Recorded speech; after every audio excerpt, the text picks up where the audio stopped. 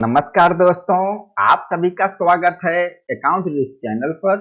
दोस्तों, आज की इस वीडियो में मैं बात करूंगा मैन्युफैक्चरर और ट्रेडर्स के बारे में।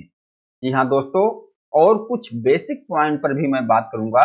जैसे अगर आप जॉब वर्क करवा कर गुड्स सेल करते हो तो क्या आप मैन्युफैक्चरर होंगे या ट्रेडर्स होंगे।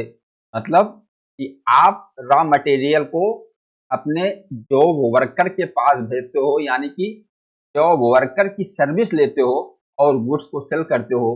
क्या आप मैन्युफैक्चरर होंगे या ट्रेडर्स होंगे, इस पर हम डिस्कस करेंगे। दोस्तों, दूसरा बेसिक पॉइंट क्या है, जो मैन्युफैक्चरर एमएसएमई में रजिस्टर्ड हैं, उनके प्रोडक्ट्स की सेल पर किस तरह से असर पड़ सकता है। इसकी वजह से income tax section 43B class DH की वजह से बेसिक पॉइंट है। मतलब जो मैन्युफैक्चरर हैं, जो एमएसएमई में रजिस्टर्ड हैं, क्या इस सेक्शन की वजह से उनकी बिजनेस पर भी थोड़ा बहुत कुछ असर पड़ सकता है, वह किस तरीके से पड़ सकता है, इस पर मैं आगे डिस्कस करूंगा। सबसे पहले दोस्तों, हम यह समझते हैं कि मैन्युफैक्चरर हम किसे कहते हैं या ट्रेडर्स किसे कहते हैं। तो आइए देखते हैं मैन्युफैक्चरर किसे कहते हैं। दोस्तों, मैन्युफैक्चरर का मतलब सीधा सीधा, अगर आप कोई रॉ मटेरियल्स खरीदते हो, यानी कि कच्चा माल खरीदते हो और उस रॉ मटेरियल को कन्वर्ट करते हो फिनिश्ड गुड में, यानी कि रॉ मटेरियल से आप नया प्रोडक्ट बना देते हो, और जो इस तरीके से प्रोसेस करके नया प्रोडक्ट बनाते हैं, फिनिश्ड गुड्स बनाते हैं, उन्हें हम मैन्युफैक्चरर कहते हैं। यानी कि आप कोई भी कच्चा माल यानी कि रॉ मटेरियल खरीदते हो और उस पर वर्किंग करके, उस पर प्रोसेस करके एक नया सामान बना देते हो, एक नया गुड्स तैयार करते हो। तो जो इस तरीके से प्रोसेस करके कोई सामान को बनाते हैं, उन्हीं को हम मैन्युफैक्चरर कहते हैं। जैसे आप चेयर बनाते हो, टेबल बनाते हो, बेड बनाते हो, दरवाजा बनाते हो, तो इन सब चीजों को बनाने के लिए आपको क्या खरीदना होगा, लकड़ी खरीदना होगा, यानी कि वुड खरीदना होगा।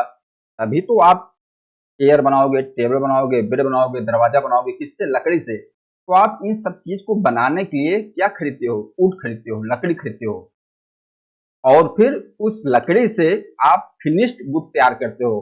फिनिश्ड गुड्स मतलब जो आप फाइनल बनाते हो, क्या कुर्सी, टेबल, बेड, दरवाजा, ये सब जो आप बनाते हो, या फिनिश्ड गुड माना जाएगा। जैसे आपका रॉ मटेरियल कौन सा हुआ? रॉ मटेरियल्स हुआ आपका लकड़ी, क्योंकि आपने तो लकड़ी ही पहले खरीदा। जब लकड़ी खरीदोगे तभी तो सारा ये सब चीज बना पाओगे। तो आपने परचेज किया वुड्स, यानी कि आपने लकड़ी खरीदा, तो यह चीज आपके लिए रॉ मटेरियल्स कहा जाएगा। अब आपने इसमें प्रोसेस किया, प्रोसेस करने के बाद आपने फिनिश्ड गुड प्रोडक्ट तैयार किया। अब फिनिश्ड प्रोडक्ट आपका क्या हुआ? चेयर हुआ, टेबल हुआ, बेड हुआ, डोर्स हुआ, ये सब आपने किससे बनाया? इस लकड़ी से बनाया। तो दोस्तों, इसका मतलब यही है कि आप कोई भी कच्चे माल से कुछ भी नया प्रोडक्ट तैयार करते हो, तो वह सब मैन्युफैक्चरर कैटेगरी में ही आएंगे। अब ट्रेडर्स क्या हैं? ट्रेडर्स का मतलब सीधा सीधा, आप तैयार माल, रेडीमेड माल खरीदते हो, रेडीमेड गुड्स परचेज करते हो, और उस गुड्स को उसी आकार में सेम जैसे आप परचेज करते हो, अपनी मार्जिन को ऐड करके सेम उसी तरीके से उसको सेल कर देते हो। और इस कैटेगरी में जो आएंगे उनको हम ट्रेडर्स कहते हैं। ट्रेडर्स मतलब आप जो भी सामान खरीदते हो उसमें कुछ भी चेंज नहीं करते हो, कोई वैल्यू एडिशन नहीं करते हो, अपना मार्जिन रखते हो, मार्जिन रख के एज इट इज उसको सेल कर देते हो, कोई मैन्युफैक्चर नहीं करते हो, आप कुछ भी उसमें नहीं ऐड करते हो, तो इसको ट्रेडर्स कहते हैं। तो सिंपल सी समझ में आ गया ट्रेडर्स मतलब। जैसे मान लीजिए जो दवा बनती है, जो दवा बनाने वाली कंपनियां होती हैं, तो दवा बनाने के लिए वो रॉ मटेरियल लाती होगी, दवा में क्या क्या मिलाकर दवा तैयार होता हुआ, कौन कौन सा रॉ मटेरियल आता होगा, वह रॉ मटेरियल लाती होंगी। उसके बाद उसको प्रोसेस करती होंगी, प्रोसेस करने के बाद फाइनल हुआ क्या बना देती हैं? कोई दवा बना देती हैं, तो पैक करके फिर वो मार्केट में आता होगा। तो आप देखते होंगे कि दवा ववा की जो भी उस पे होता है, उसका बोतल, उस पे लिखा होता है मैन्युफैक्चर्ड बाई, मतलब कि जिस कंपनी ने इसको बनाया है, जिस मैन्युफैक्चर किया है, मैन्युफैक्चर्ड बाय उस कंपनी का नाम होता है। अब जिसने उसको बनाया प्रोसेस करके वह तो मैन्युफैक्चर हो गया। लेकिन जब वह दवा आप खरीदते हो कहाँ से? मेडिकल स्टोर से, तो क्या मेडिकल स्टोर वाला मैन्युफैक्चर थोड़ी होगा?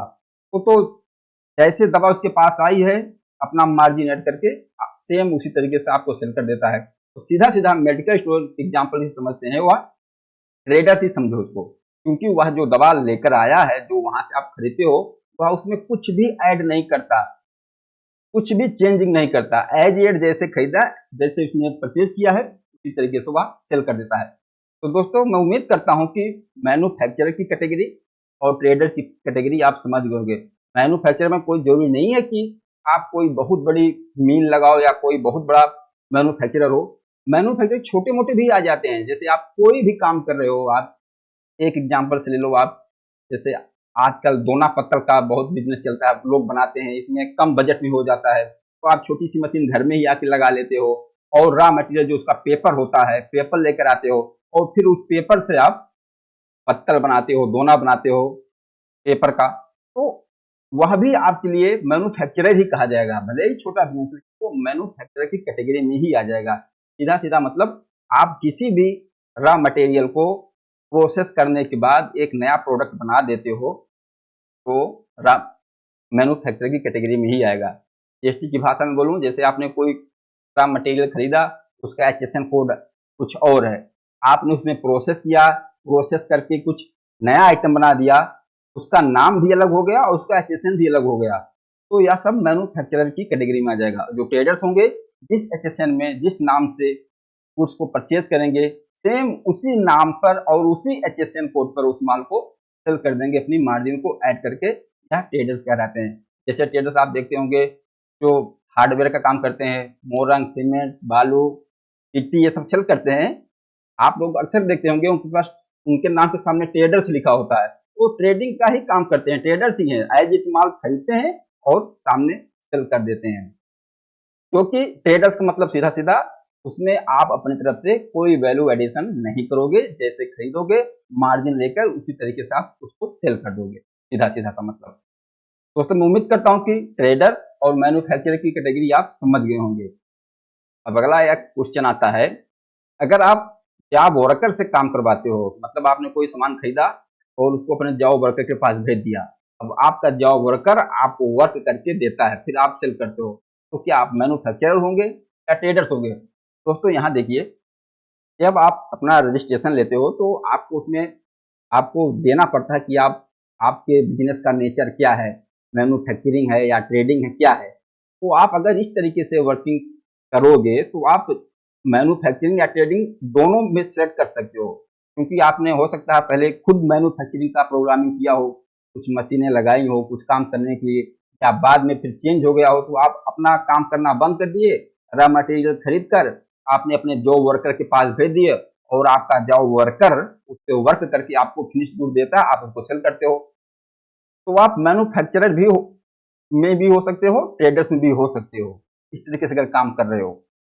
तो ऐसी कोई जरूरी बात नहीं है कि आप ट्रेडर्स ही माने जाओगे, आप मैन्युफैक्चरर भी हो सकते हो, ट्रेडर्स भी हो सकते हो।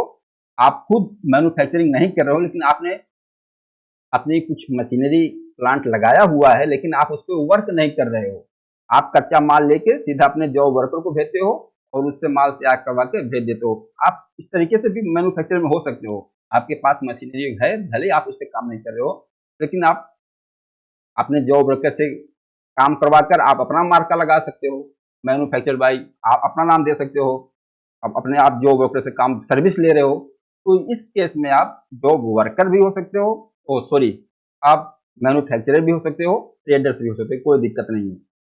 लेकिन मैं उम्मीद करता हूँ अगर आप खुद मैन्युफैक्चर करना ही नहीं है आपको, तो आप मैन्युफैक्चरर की जगह ट्रेडर्स ही हो सकते हो। क्योंकि ऐसा मैं क्यों कह रहा हूँ अभी आगे बता रहा हूँ आपको। जैसे जो मैन्युफैक्चरर MSME रजिस्टर्ड हैं, उनके प्रोडक्ट्स की सेल पर किस तरीके से असर पड़ सकता है, किसकी वजह से?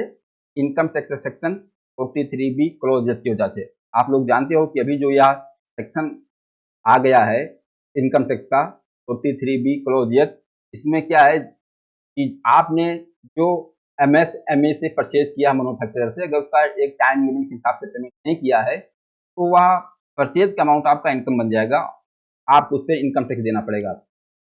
तो कई लोग क्या हैं जो जो ठीक ठाक व्यापारी हैं, जो मैन्युफैक्चरर से परचेज करते हैं, जो टाइमली पेमेंट कर देते हैं, उनके कोई दिक्कत नहीं। लेकिन बिजनेस में कई तरीके के कस्टमर मिलते हैं जो टाइम से भी पेमेंट करते हैं, लेट पेमेंट करते हैं, 6-6 महीने बाद पेमेंट करते हैं, कुछ व्यापारी साल भर लगा देते हैं। तो अगर आपका कस्टमर ऐसा होगा जो लेट पेमेंट करने वाला होगा, जो 6 महीना बाद पेमेंट करे या साल भर बाद पेमेंट करे, ऐसे भी कस्टमर मिल जाते हैं।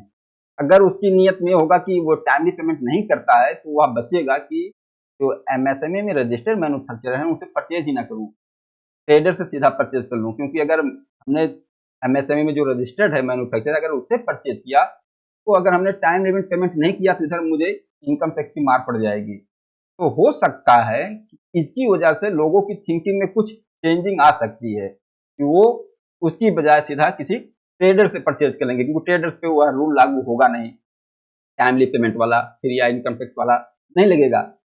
तो मेरा ओपिनियन है कि बिजनेस में इस तरीके से भी कुछ असर पड़ सकता है कि कुछ लोग जो टाइमली पेमेंट करेंगे उनके कोई दिक्कत नहीं, लेकिन कुछ लोग हैं जो टाइमली पेमेंट नहीं करते हैं। बिजनेस में आप देख सकते हो कि जो व्यापारी होगा ना, उनको ही पता होगा कैसे कैसे कस्टमर उनको मिल जाते हैं, 6-6 महीने भर, एक साल तक पेमेंट नहीं आती है।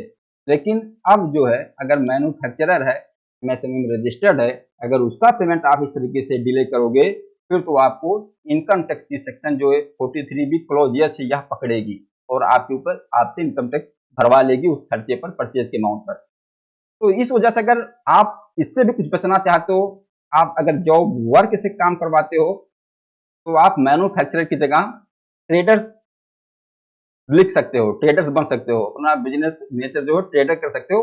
क्योंकि आप तो कुछ कर नहीं रहे हो, आप मटेरियल खरीद के जॉब वर्कर की सर्विस ले रहे हो। जिस जॉब वर्कर की सर्विस ले रहे हो वह आपका, आप उसको पेमेंट करते हो, उसकी सर्विस ले रहे हो, आप ट्रेडर्स में भी जा सकते हो। तो दोस्तों, मैं उम्मीद करता हूं कि मैंने इस वीडियो में जो बताया आप इसका मतलब समझ गए होंगे कि मैं क्या कह रहा हूं। तो दोस्तों, उम्मीद करता हूं कि इस वीडियो से आपको कुछ समझ में आया होगा और आपने कुछ सीखा होगा। बाकी दोस्तों, इस वीडियो के बारे में आप बताना, यह वीडियो आपको कैसा लगा। नमस्कार, धन्यवाद।